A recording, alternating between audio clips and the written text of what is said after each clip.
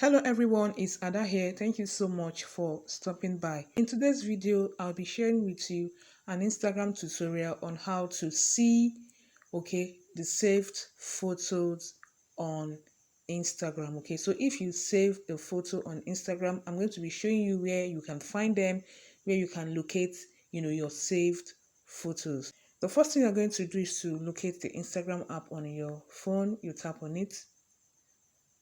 So once you tap on it, you go to your profile picture down here, you tap on it. Then next you go to these three lines here, you tap on it. Next, you're going to see saved. Tap on save. Alright guys, so here are the photos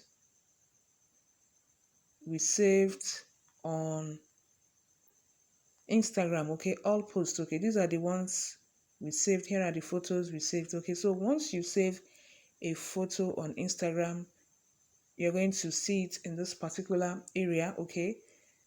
Once you save any photo on Instagram, this is where you can be able to find them. So that's basically it. Hope you enjoyed this video. Thanks for watching. Don't forget to like, share, and as well subscribe. See you guys in the next one. Have a lovely day. Bye for now.